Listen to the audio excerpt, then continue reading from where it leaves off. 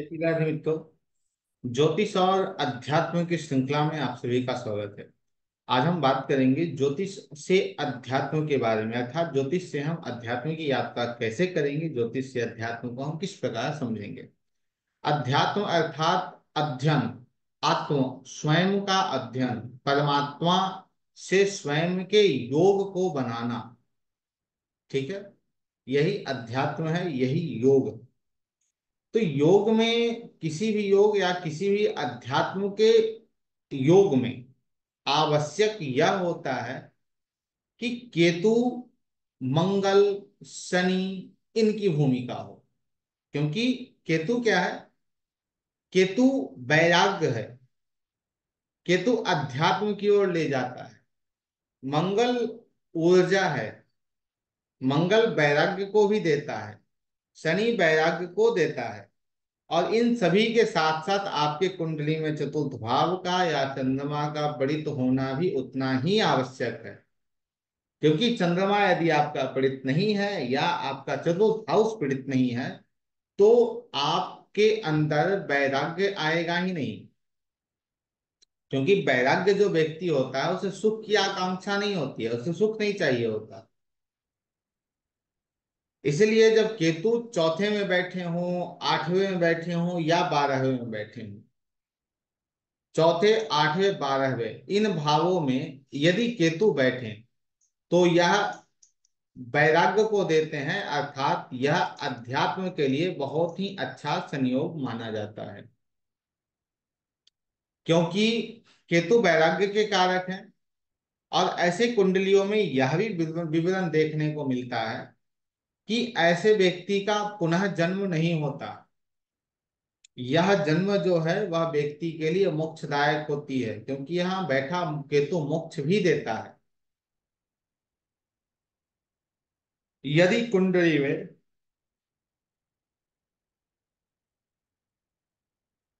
केतु और बारहवें भाव का संबंध बन जाए, तो यह विशेष योग होता है अध्यात्म की जागृति के लिए।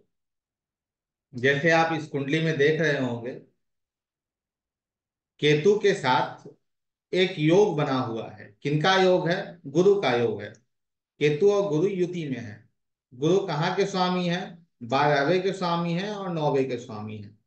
नौवां भाव अध्यात्म को दर्शा रहा है, बारहवा भाव अध्यात्म और मोक्ष है, नौवां धर्म है।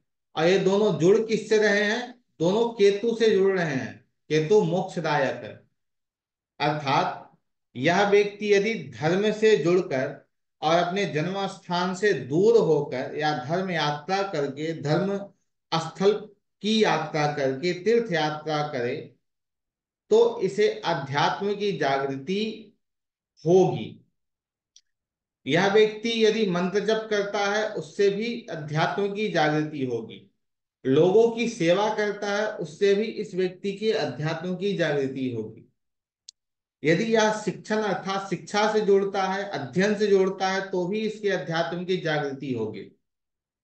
केतु ज्योतिष है, गुरु क्या है? ज्ञान है।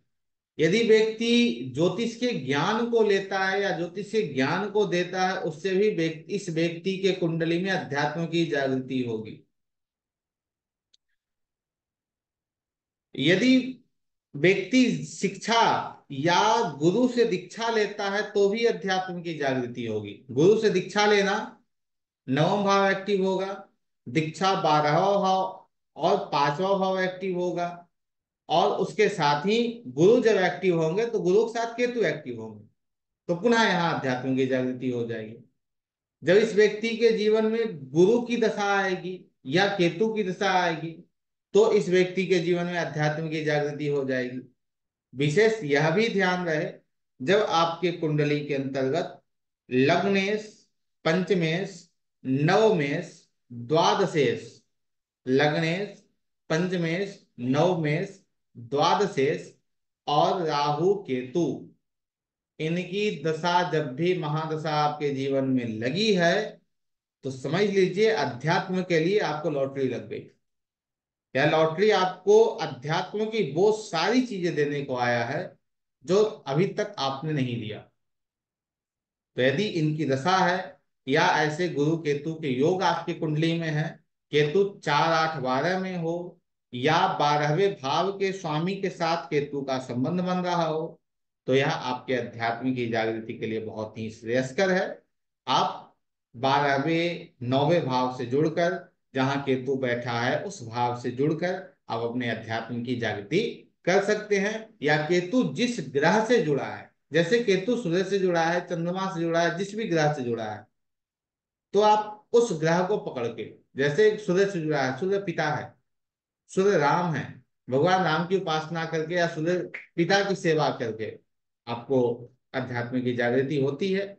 आप ऐसे अपने अध्यात्म को जागृत कर सकते हैं। आगे की जो हमारी अध्यात्म की जो श्रृंखला रहेगी ज्योतिष और अध्यात्म की, वो ऐसे ही जारी रहेगी। प्रयास हमारा होगा कि प्रत्येक कुछ दिनों में आपके समक्ष ऐसी ही कुछ वीडियो अध्यात्म और ज्योतिष से संबंधित रखी जाए। आज के लिए इतना ही मित्रों, पुनः अगली श्रृंखला में मिलते हैं। जय श्री राधे, जय विंध्यवासिनी।